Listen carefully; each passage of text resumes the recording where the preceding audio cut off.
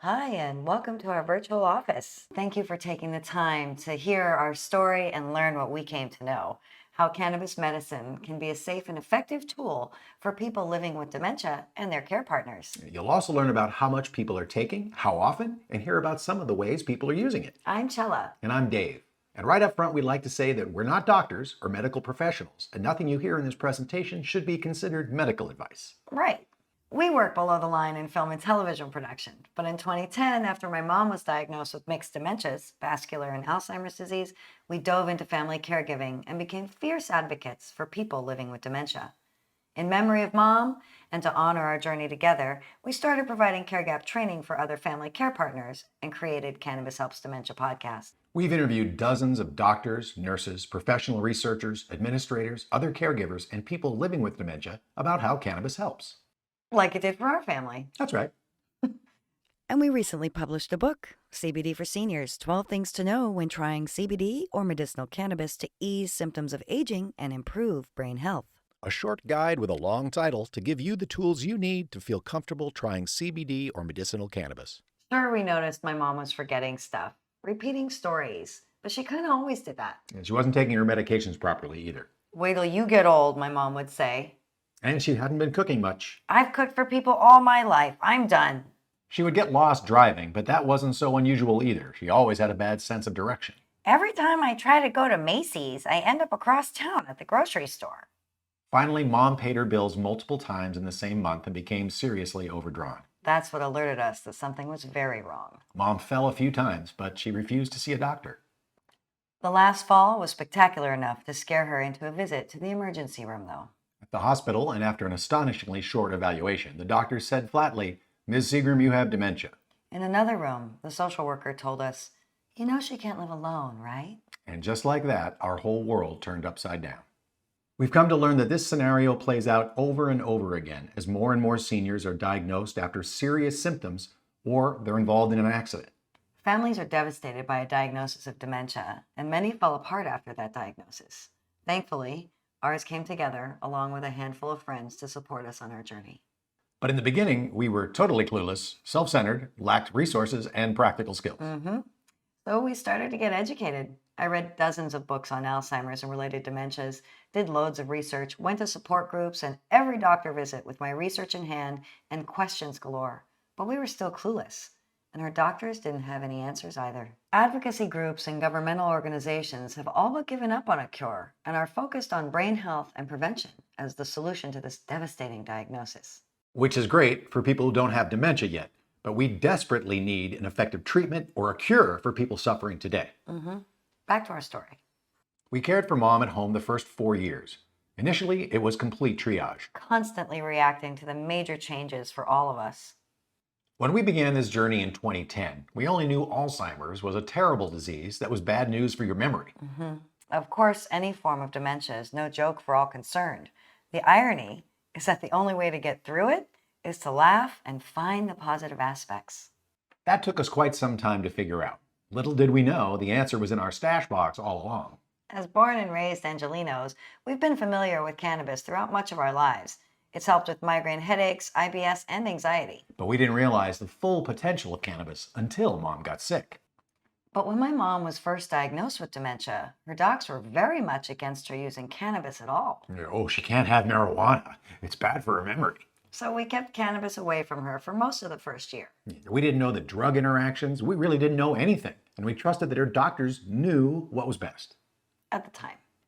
It was hard to tell the difference between side effects of the new prescription medication Mom was on and the symptoms of Alzheimer's progression. Despite the fact that they are known to increase one's risk for dementia, Mom's doctors prescribed a benzodiazepine for her relentless anxiety and agitation, which worked great the first day. But she had an adverse reaction the day after, and she totally freaked out, calling me all kinds of names and accused me of trying to kill her. So we lost that tool. They prescribed a powerful antipsychotic for the severe aggression. They called it dementia-related psychosis. There's a notice on the bottle that has a black box around it that reads, "Warning, increased mortality in elderly patients with dementia-related psychosis. Elderly patients with dementia-related psychosis treated with antipsychotic drugs are at an increased risk of death. Not approved for the treatment of patients with dementia-related psychosis." But Medicare paid for it. She was much nicer on the antipsychotic medication for a few days. But then back to the name-calling freakouts. They prescribed a different antipsychotic with the same warning to replace the first one. They prescribed an antidepressant because she was terribly depressed that she was losing her mind and her freedom and herself. They prescribed an anticonvulsant, a powerful seizure medication that has a similar black box warning to relieve mom's restlessness and constant questions. She never stopped asking the same questions over and over. And she developed a tremor, an ironic side effect of the anticonvulsant medication. They prescribed another antidepressant off-label to help mom's insomnia. And of course, eventually they prescribed the common drugs that are supposed to slow down the disease process. All these medications have serious side effect warnings that include kidney and liver damage, organ failure, stroke, and sudden death. Which we might be willing to risk if it actually helped. On all the prescription meds taken as prescribed and on their lowest doses, my mom fell frequently. Some of the less severe side effects of these drugs included nervousness, restlessness, and inability to sit still, which is particularly troublesome when there's also weakness, loss of balance, and dizziness. She experienced all those side effects, and worse, the meds didn't do anything for the symptoms they were trying to treat.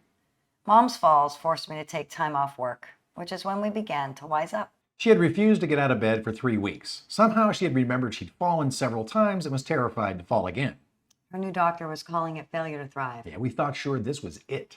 So I was in her room one afternoon with the TV on, researching drug-drug interactions and side effect warnings, and frankly, I was smoking a joint.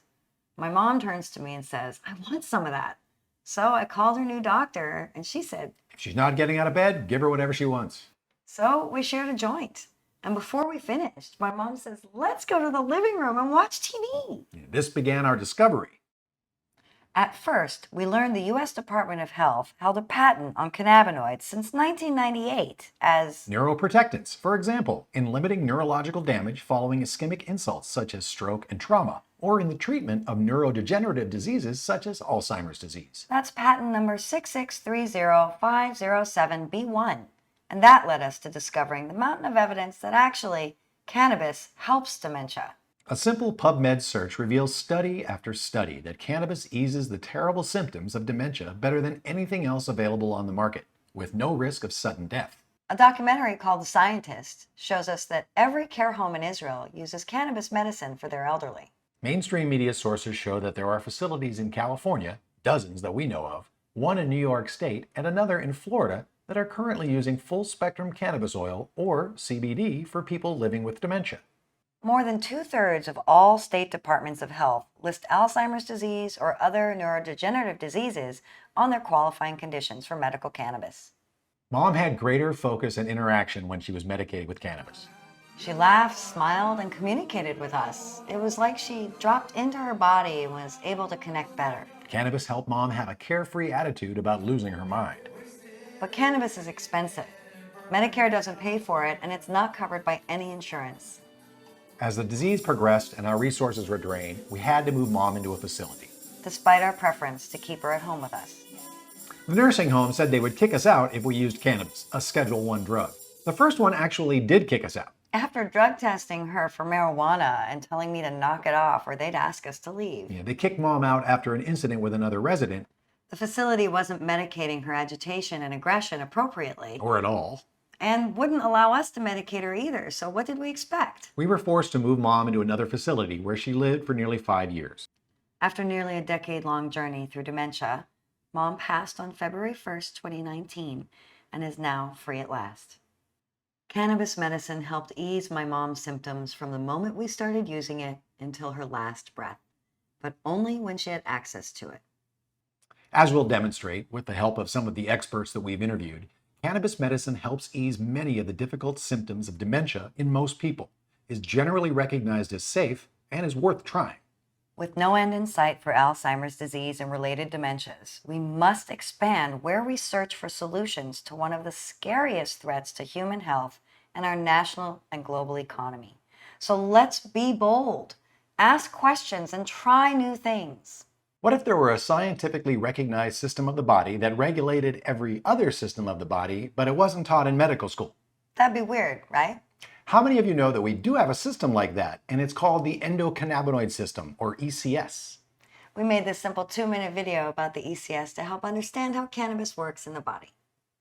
Cannabis has been the subject of so many jokes and stereotypes, and so much propaganda, that it's hard for some people to imagine that marijuana could be a legitimate medical treatment. Maybe you smoked some pot in college, or tried the brownie your nephew gave you, or you or a loved one may have overused cannabis and can't imagine how it could be medicine. But science tells us that cannabis is indeed just that. It's impossible to understand that cannabis is medicine without knowing something about the endocannabinoid system. Like that it exists, for instance. A quick PubMed search yields over 6,000 research studies on the subject. Problem is, most medical professionals don't study anything about the endocannabinoid system in medical school or continuing education, due in part to the outdated federal policy on cannabis prohibition. Cannabinoids, the chemical compounds in cannabis and other plants as well, interact with many parts of the body. Until the 1990s, we didn't know how exactly. Then researchers traced where a THC molecule landed and began to discover that we have a system in our body that regulates all the other systems through chemistry. The system in the body that interacts with plant cannabinoids was discovered, and then researchers found chemicals that our own bodies make that interact with that same system. It's called the endocannabinoid system, and the compounds we make in our bodies are called endogenous or endocannabinoids. The endocannabinoid system is established in scientific literature. Researchers are finding that the endocannabinoid system is involved in balancing nearly every system of the body. It's interesting that even though the endocannabinoid system is established science, most healthcare professionals don't learn about it and still don't understand how cannabis helps people. Make sure you ask your doctor if they've studied the endocannabinoid system before you ask them if cannabis medicine is right for you. We began to learn the extent of the critical endocannabinoid system when we attended our first medicinal cannabis conference in 2018. It was incredible to see so many medical professionals at a major university all talking about cannabis and the potential of cannabis medicine. It was like a cannabis medicine nerd Coachella. We thought it was important to go because there was going to be a panel on cannabis and Alzheimer's disease that we were really excited about. At CanMed 2018, we first heard Dr. Ethan Russo presenting findings on how cannabis helps balance the gut microbiome and how the gut microbiome impacts brain health. Dr. Russo is a board-certified neurologist and highly accomplished psychopharmacology researcher. He served as senior medical advisor to GW Pharmaceuticals, the maker of Epidiolex, the FDA-approved epilepsy medicine from cannabidiol, or CBD, as well as Sativex, a balanced 1-to-1 ratio CBD to THC oral mucosa spray that is approved in 30 countries but not yet in the US.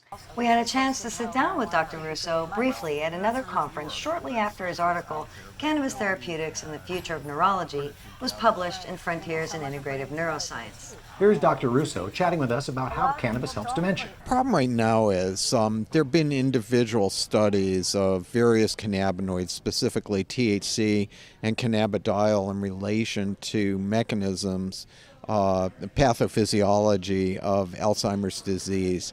There really haven't been any large clinical studies, however, and that's what we really need now.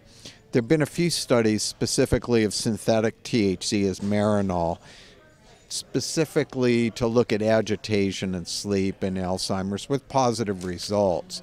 But as most people know, THC alone is a very poorly tolerated drug, whereas cannabis that contains other components, particularly cannabidiol and a good terpenoid content, is going to be much better tolerated and potentially really contribute much more usefully to the benefits of cannabis in this patient group.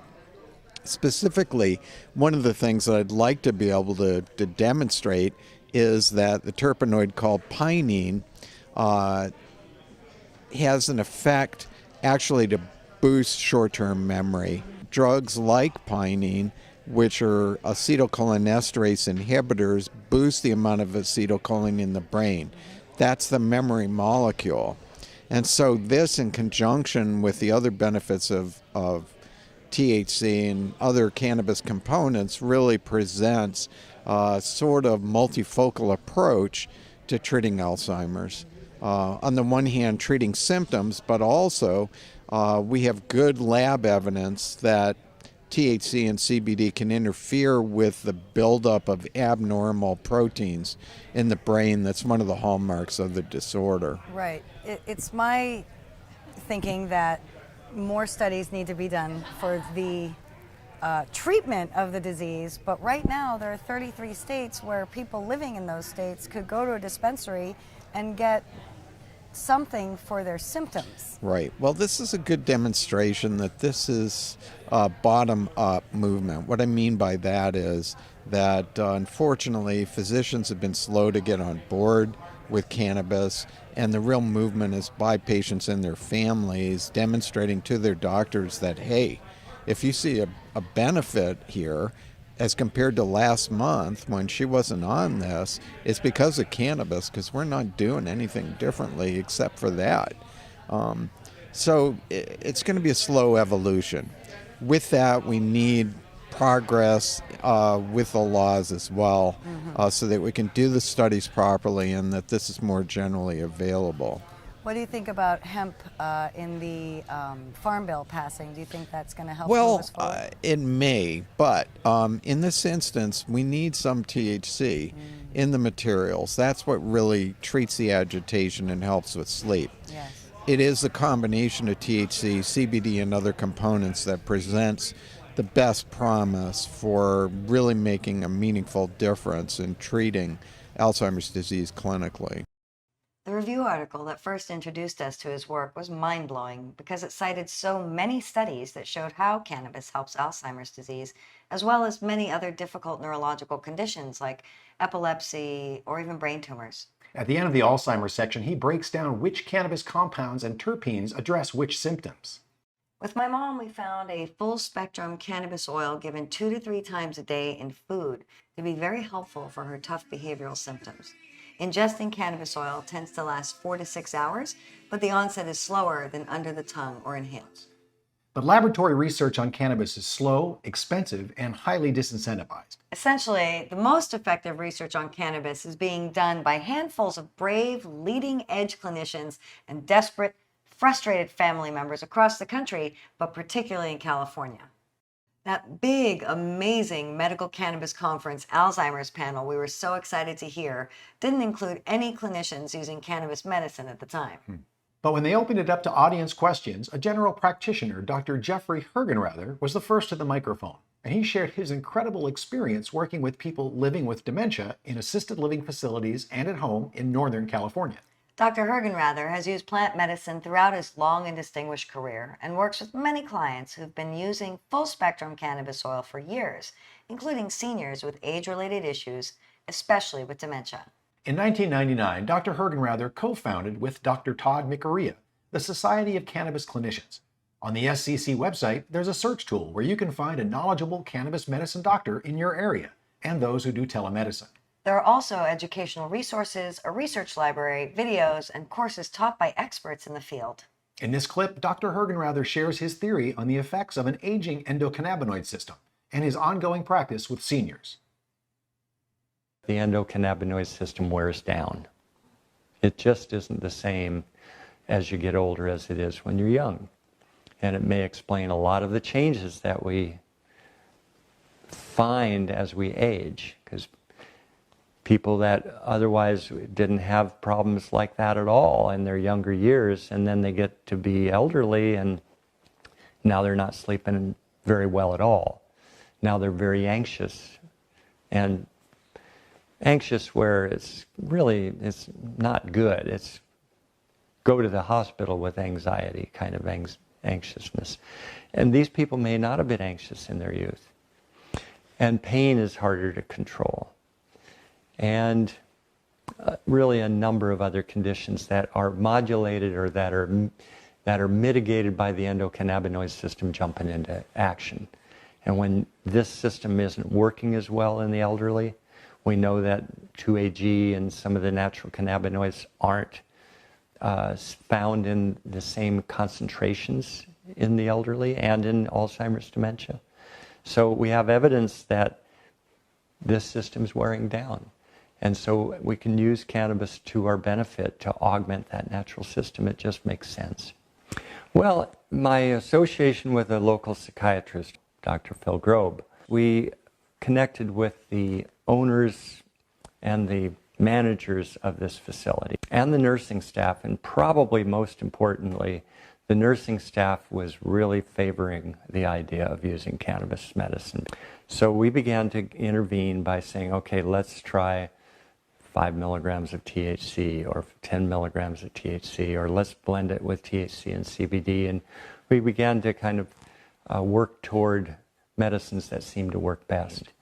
And as the patients would present with agitated behaviors, psychiatric problems of significance, the families were asking for medications. They were asking the psychiatrist to intervene and see if we could help.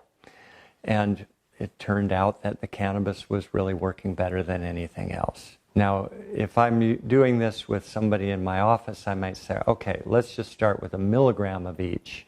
You're not going to feel this. I just want you to get comfortable and confident in using this. And then in a few days or next week, we can double the dose to 2 milligrams of each. And then we may go to 3 and 4 and 5. And over the course of a month or even more, we'll adjust the dose to find what works. And they develop the tolerance much more slowly. I can't tell you how many people I have that come to me saying, we want the CBD. Yeah. You know, it's like they've been hearing the media, they've been understanding that maybe CBD is the medicine of cannabis. The public thinks that THC is dangerous in many cases. So a lot of my role is to explain, we can try CBD as a dominant molecule. In medical marijuana grown for CBD, the high CBD strains, I let them know right off that it may be 20 to 1 CBD to THC, it might be 30 to 1. It might be 18 to 1, depending on the product line. But it's predominantly CBD, but it's a whole spectrum of molecules. And it works better with that whole spectrum of molecules. And don't be shopping on the internet for pure CBD. It's not really what you want. Dr. Hergenrather works closely with Dr. Philip Grobe, a geriatric psychiatrist with nearly 30 years of experience treating people living with dementia, primarily those with severe behavioral disturbance. Dr. Grobe is also a member of the Society of Cannabis Clinicians with an extensive practice in the Sonoma and Sacramento area. Well, it was a patient, over 10 years now, who had a fairly advanced dementia, and she was highly agitated, disrupting to the household she was in and keeping everybody up at night. And I tried basically every class of psychiatric medication I could throw at her, and she either didn't respond or couldn't tolerate it. So finally I went to her durable power of attorney for healthcare and suggested cannabis, and after much hemming and hawing, she finally consented because she didn't know what else to do. And this individual showed a remarkable therapeutic response, and ever since then I've been looking into the therapeutic uses of cannabis, and have been applying it and recommending it at times when it appeared appropriate. I tend to use more CBD to THC ratio in cannabis-naive peoples because we have therapeutic value without the potential psychoactive concerns that many people are apprehensive about. Well, the dosing is interesting. There is no one-size-fits-all. Many of the experts suggesting cannabis-naive individuals to start at a very, very low dose, for instance, 1 to 2 milligrams in the evening.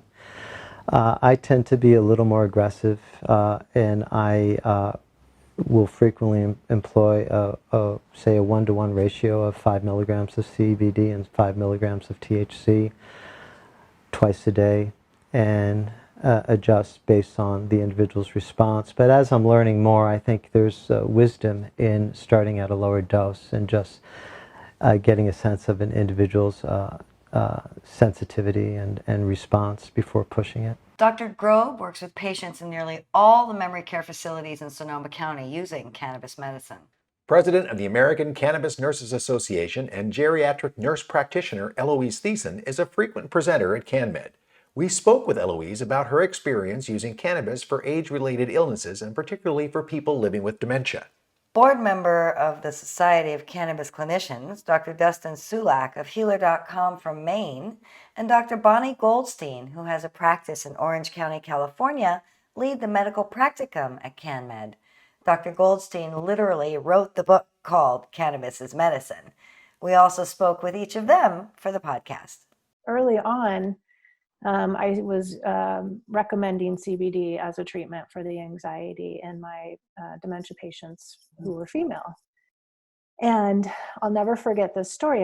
The daughter had durable power of healthcare, and she'd come in with her mom, and I said, okay, I want you to go to the dispensary and I want you to get this. And it was this, CBD edible. It was from cannabis. It wasn't a hemp-derived CBD product.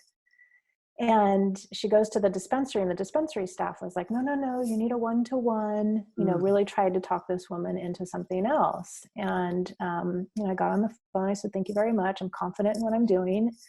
And I'm going to go ahead and have her get her CBD. Well, lo and behold, she gets the CBD edible, and the facility administers it to her, and it makes her anxiety worse, to the point where she was screaming and yelling, and she had this worsening of symptoms. Oh, no. The facility wanted to throw her out as a result of it. It was so disruptive. And, the daughter was such a good sport. She called me up and she said, well, that didn't work. What do you think I should do? And I decided to just try THC because I was concerned. Mm-hmm. We do see reports that CBD in very low doses can be stimulating. Right. And some people have reported, increase in anxiety with low doses of CBD. Mm-hmm. They've reported agitation, Mm-hmm. kind of feeling, like they're have too much caffeine. Mm. So I decided to try just THC, very low dose, 2 milligrams. Mm-hmm. The facility dispensed that to her, and within 2 days, I got a call from the daughter. My mom is a completely different person. I can actually take her out now for meals and go out in public. She's calm. She's smiling. She's engaging in conversation. I mean, she wasn't, she didn't have this remarkable recovery from her dementia, but her quality of life was greatly improved. Yeah. And on then just a couple of milligrams, even. Just 2 milligrams. How No many side times a effects. day? In this particular woman, it was twice a day, and sometimes it's once, sometimes it's 3 times a day. Amazing. It was really remarkable to see a dose low enough to not cause any adverse effects and just benefits. I mean, when it comes to cannabis or cannabinoids and dementia, I think even though the clinical evidence that's published in the scientific literature is limited, it's almost universally favorable. I know there was one study that was using, I think, just 1 or 1.2 milligrams of synthetic THC that didn't have really impressive results, and that's probably because the dose was too low. But everywhere else, a study of 15 people here, a study of 40 people there, we're all pretty much seeing the same thing, which is, global improvement. It's not just improvement in one thing, but it's really all across the board. Symptoms improve, and quality of life improves, and caregivers really like their jobs better when people aren't screaming all the time. When I started talking about sleep and pain, I was really emphasizing the THC component of it. And I do emphasize that. I think anyone who sets out to treat someone with dementia with cannabis as a tool and thinks that means using only CBD, I think they're going to be very disappointed. There's one patient I wrote about in my book.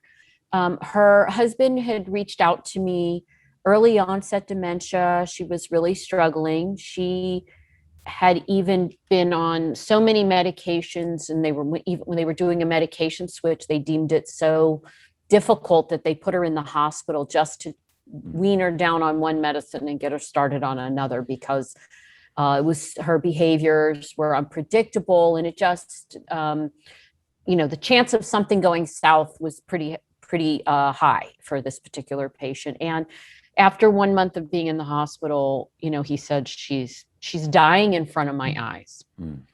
Her decline is so rapid.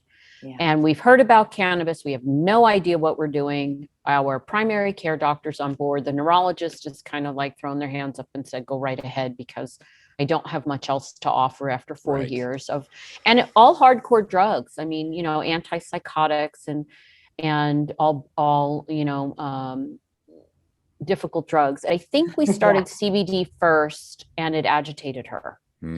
And that can happen. And we tried, and it's very important to understand Low doses for CBD can be alerting and stimulating. CBD is an alerting, stimulating compound in low doses. Medium doses, you may not see that. And then higher doses, it tends to be more calming and sedating. You'll say, well, what's a high dose? Well, it depends on you. It depends on what's a high dose for you. How much do you absorb? How much do you metabolize? How does your body respond specifically? What's your endocannabinoid tone? What's going on in the rest of your brain?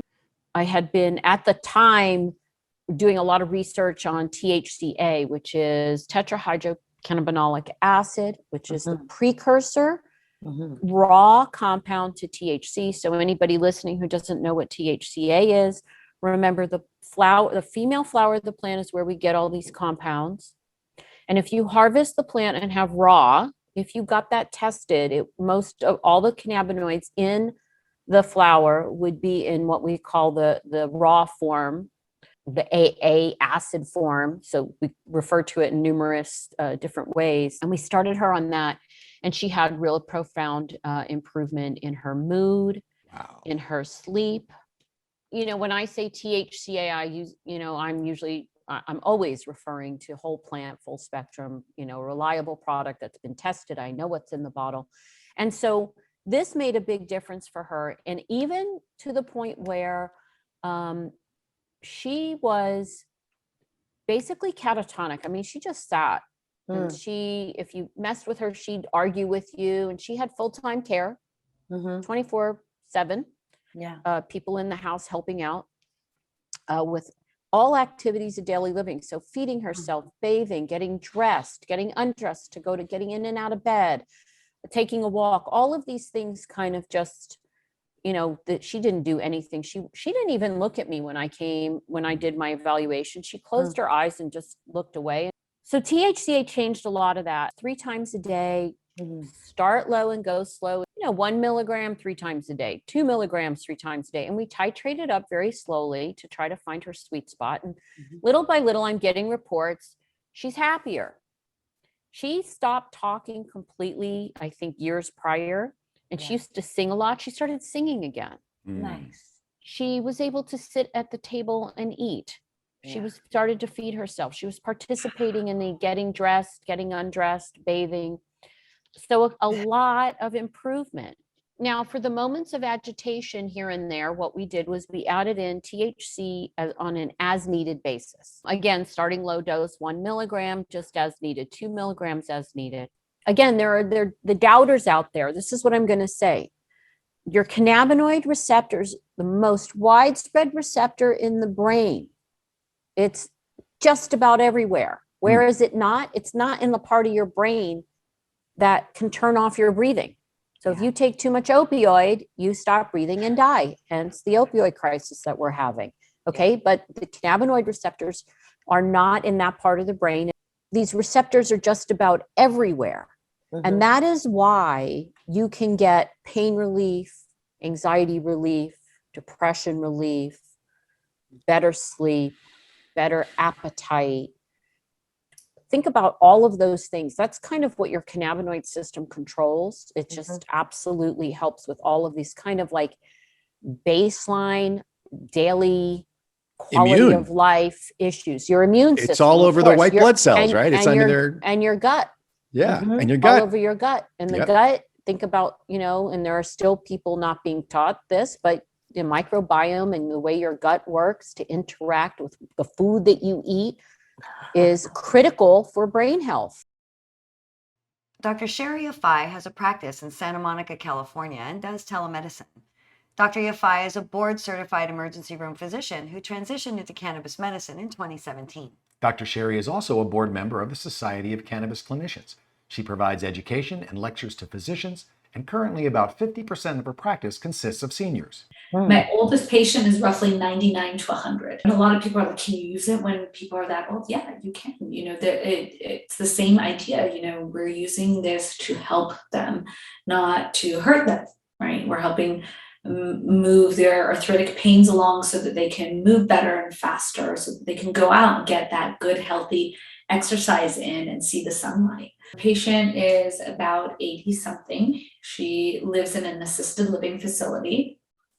She moved to Los Angeles from mid United States area, and a bit of that upheaval, and part of it was because she was starting to go through some of the dementia and more aggressive dementia symptoms and couldn't be alone in her own home anymore.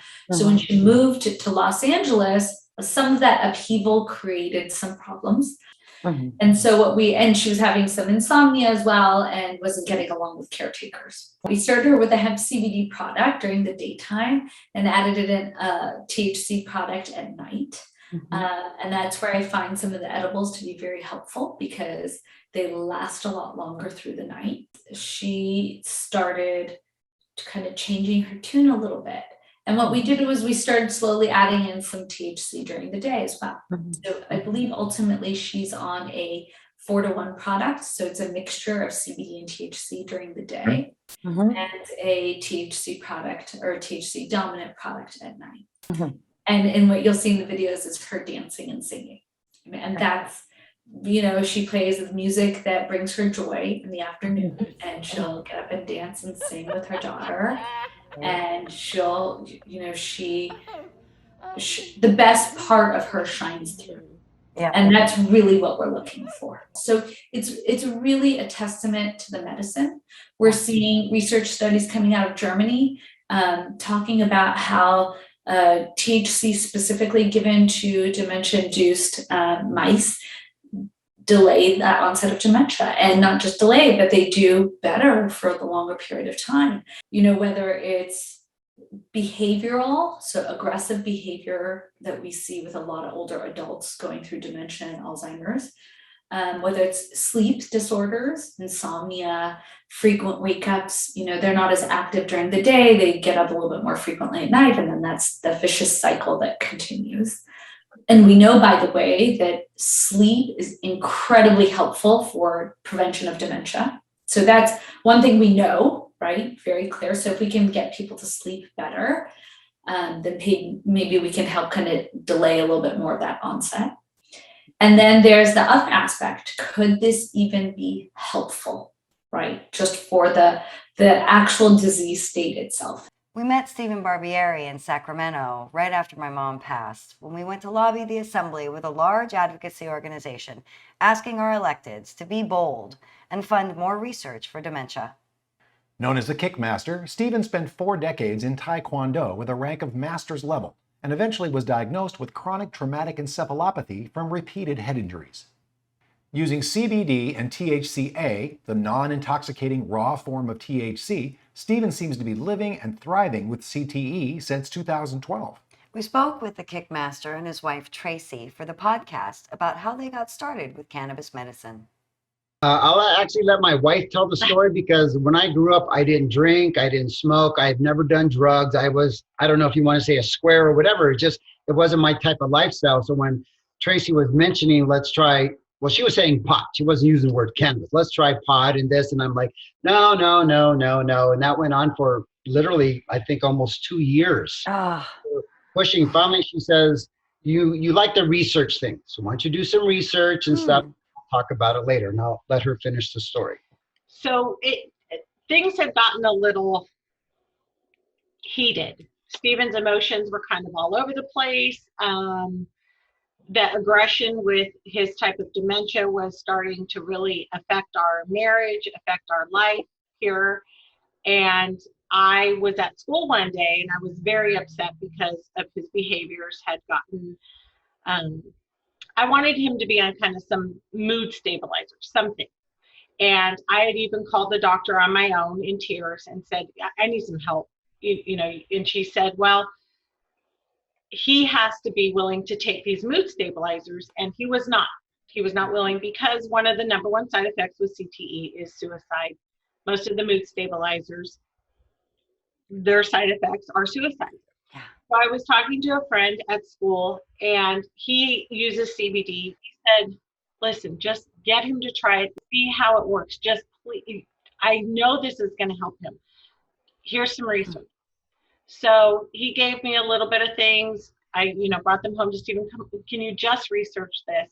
Just try it, because it's either you try the CBD or you do the mood stabilizers, or we can't live like this. Yeah. One of us is gonna go. Yeah. We don't want to break up our marriage over this, but this is bad.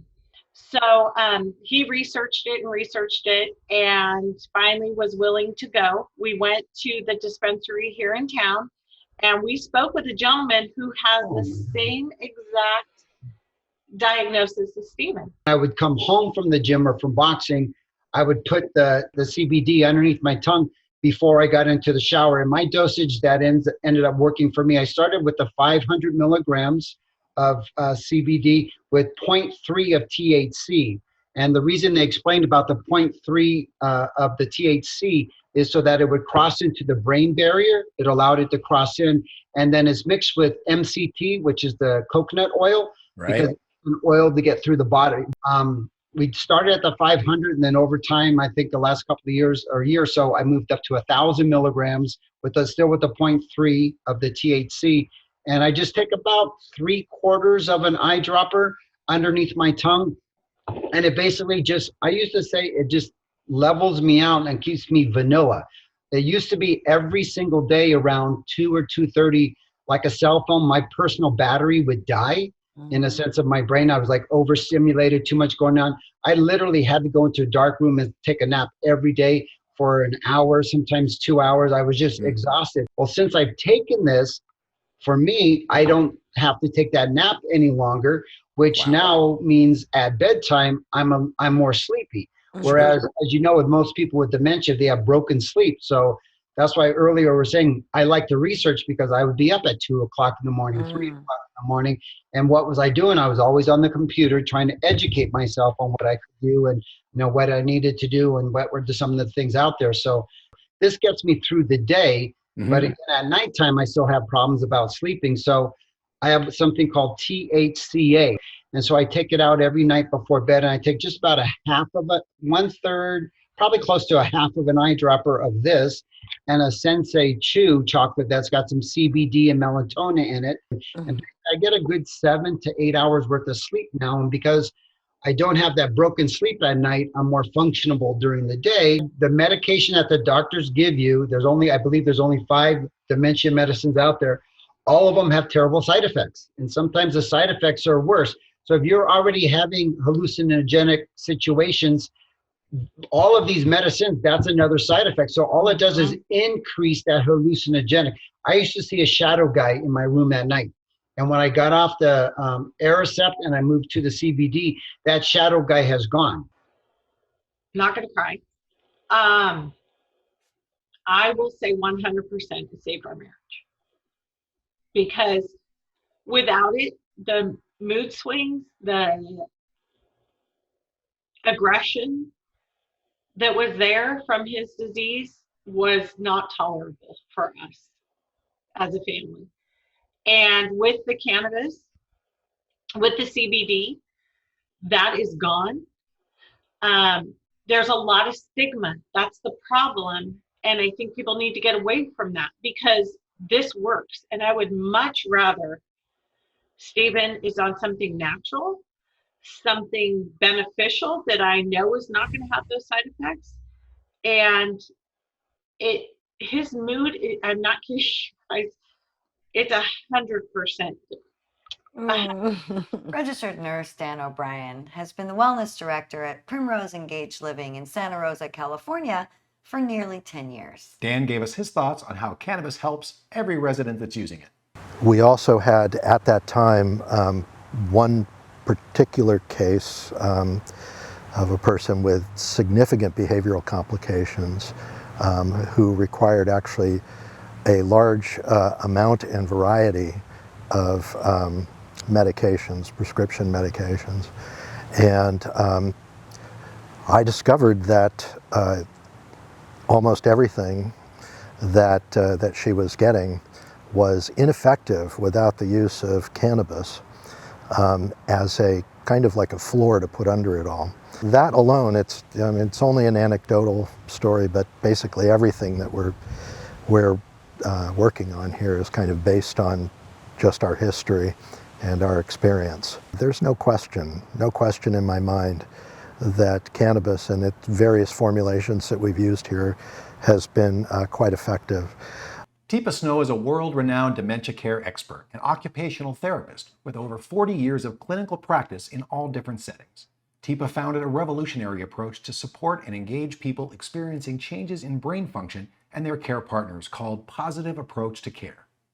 I, of course, read her book and watched all of her free videos on YouTube before taking her certified training course and seeing her in person.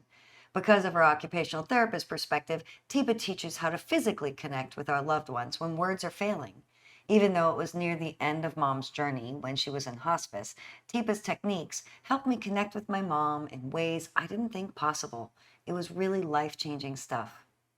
In this clip from our podcast, Teepa shares her experience on how cannabis helps people living with dementia. So initially people have really had to keep it under wraps. And so it was there was much more chatter and back and forth once you start talking with people who are living with dementia and their care providers than you'll hear out in public. Because people have been trying things for some time when pain is unremitting, when sleep won't come, when anxiety is so high people can't think.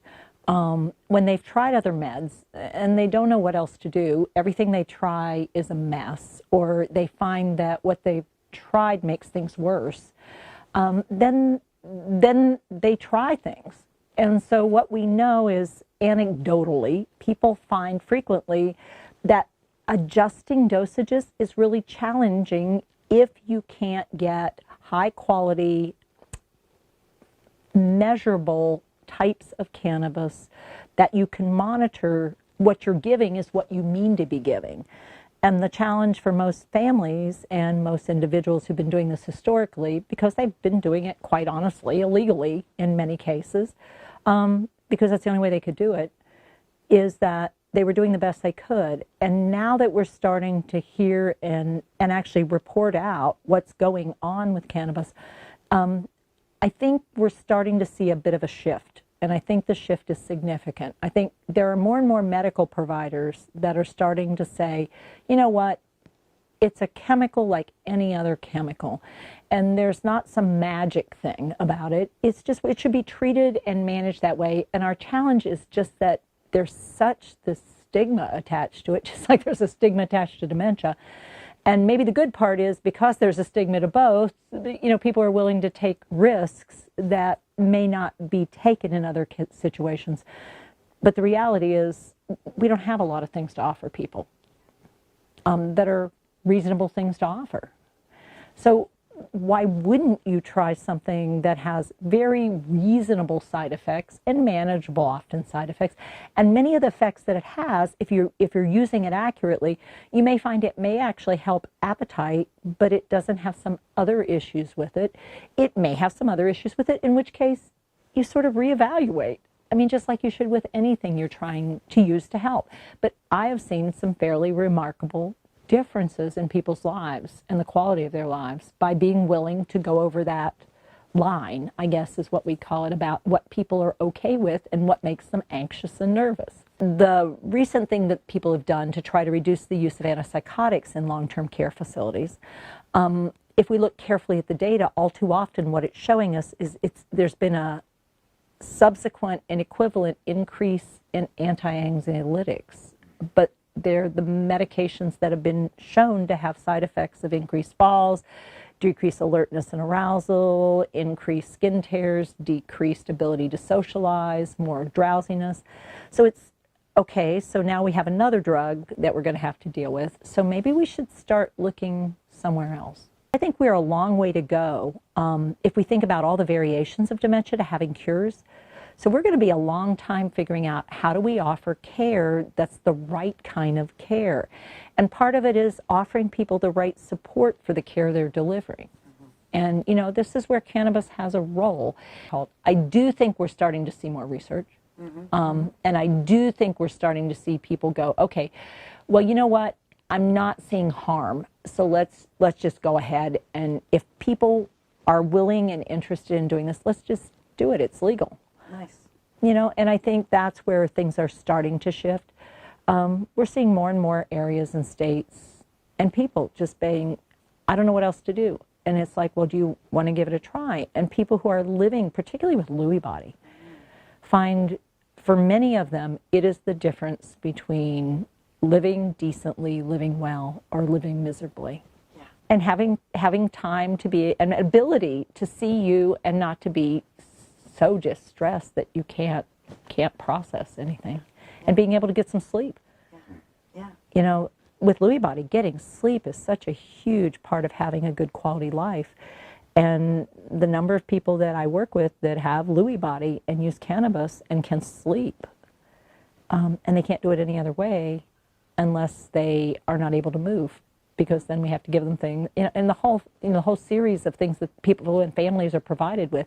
Well, if you want the hallucinations not to be so awful, you're just going to have to potentially put up with no mobility. And it's like, well, is there any other option? It's like, well, let's try something that might not have that impact, that side effect on the extrapyramidal system. Yeah, like cannabis. Yeah. As my mom was nearing the end of her journey, I came across a study that showed CBD helps morphine work better. As my mom was dying, she had a terrible death rattle despite all the morphine she was on.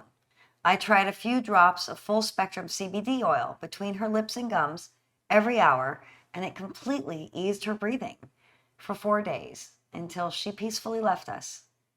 Cannabis helped ease Mom's symptoms from the moment we started using it until her last breath.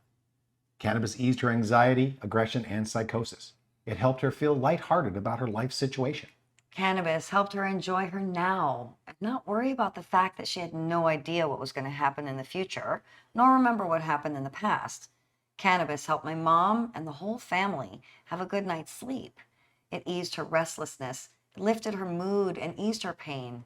Cannabis medicine was the only treatment that ever eased the toughest behavioral symptoms of my mom's and our family's near-decade-long journey through Alzheimer's. Thank you for joining us today in our virtual office. We hope you feel like you've learned a little about how and why cannabis helps dementia, and also about what products to use, how much, and how often. We hope that this presentation has given you confidence to try new things if you or your loved one is struggling. Check out Cannabis Helps Dementia podcast, where you can hear the complete interviews with today's experts and many others. You can buy our book, CBD for Seniors, on Amazon.com as an ebook and in paperback. Or contact us at alsnotes.com for private coaching and education. Wishing you all the best on your journey.